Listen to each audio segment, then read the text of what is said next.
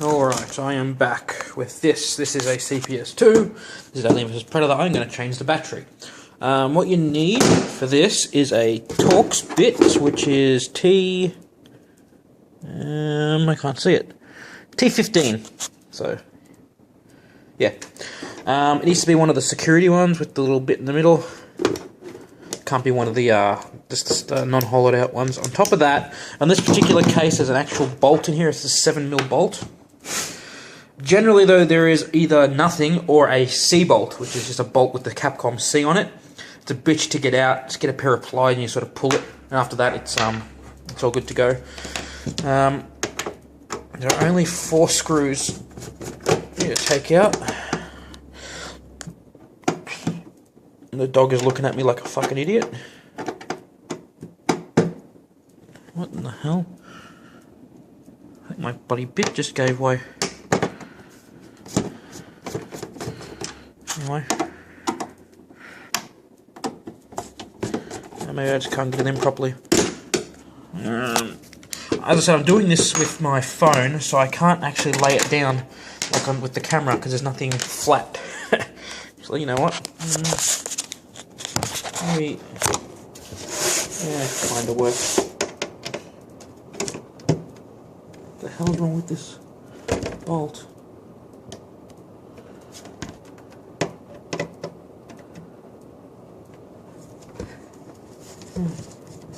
Okay, never mind. I don't think I'll be putting that one back in anytime soon. So after that, just sort of flip it over, just... oh yeah, I forgot to take the bolt off. I've lost the bit for it.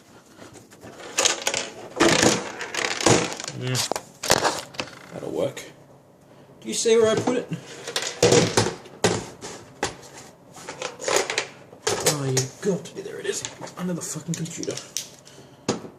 So, this is my actual desk. This is not my work desk. My work desk isn't set up at the moment, so stuck doing it like this for now, which is okay, I guess.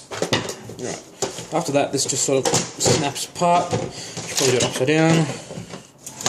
And don't forget to disconnect the coin counter. Did you see that? No. It goes onto that. There. Like that. Yep. Okay. And this comes straight out. And these things will always pop out. Where's the third one? These are the communication port blockers. Okay. That's a bit too far. Alright. With that.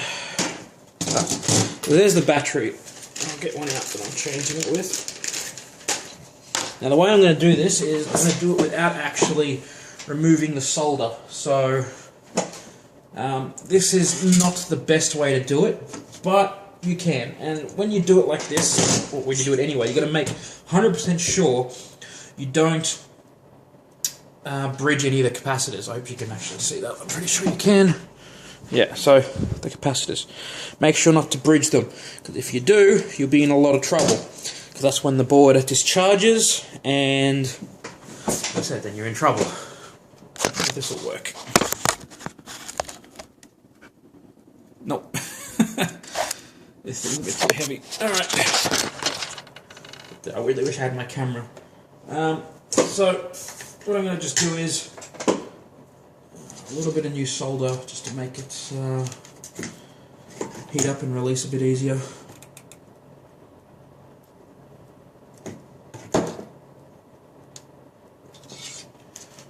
Alright, now this is the fun bit.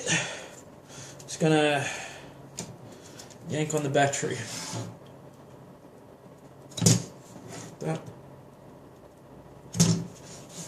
Now the positive side is to the front of the board, so this is always the fun bit, trying to get this in like that.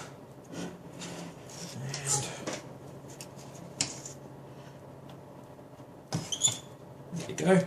I usually use the weight of the board, the weight of the battery, sorry, to push it in. Yeah, the weight of the board, that's what I meant. It looks a little bit messy at the moment, I'm not finished.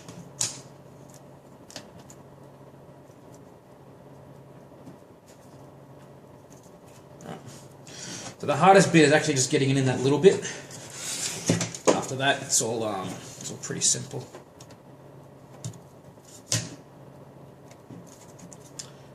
Right. So the next part is a pair of pliers, which I actually got out and I have now lost. Pliers. God, I'm a fucking idiot. There they are. Hope it's coming out good. I know that light's a bit much. Oh well. So it's very good when you have a helping hand, which I do not have. Okay.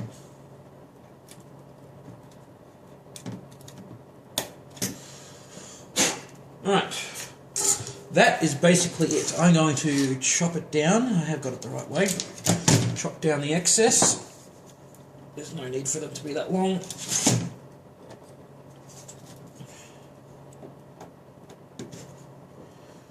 It's always good to keep these little, what are they, leads for wire links and stuff. Okay, now I'm just going to clean up the soldering job.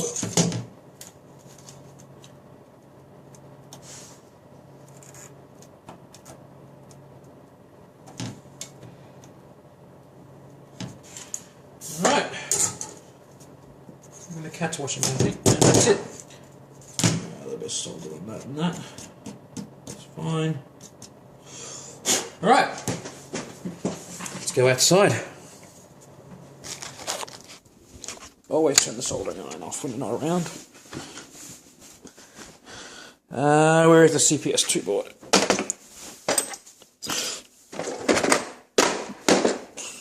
So, before we get outside, let's plug this in.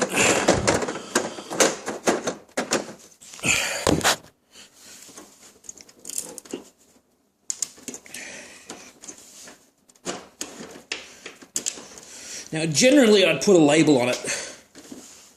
Dog sniffing my ass. I put a label on the battery, but my label maker is out of paper, so a no-go on that. Alright, so out to the garage.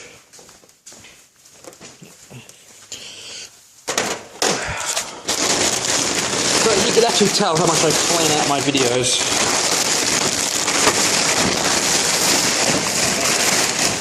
Now, providing I didn't touch any of the capacitance points, this should fire straight on. And if I did, you'll hear me yell before the video is uploaded from wherever you are in the world. Okay.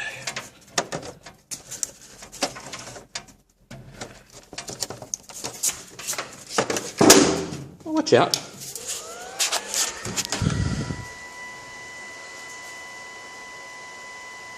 Beautiful. I didn't fuck it up. So that is one board changed out of 5. This battery, they recommend you change them every 5 years. It'll probably last a bit longer than that. This one lasted 20. So, but I you know, for $5, I'd do it every 5 years. It's cheaper than phoenixing them, and the batteries can leak, which cause a whole lot of trouble. So yeah, hope you've enjoyed this little tutorial on how to change a CPS2 battery. This applies to pretty much any other suicide-based game. CPS1 has a similar kind of thing on some of the CPS boards. What are you sniffing, huh? What are you sniffing? Yeah, CPS1 has a similar thing on some of the boards. Street Fighter 2 has it. With CPS2, there's 2 boards: the motherboard and the bottom board, the top board. Sorry. And with CPS3, there's a motherboard, the top board, and then the ROM board. And on the top board, it's about this big. I've got some, but I don't know where they are.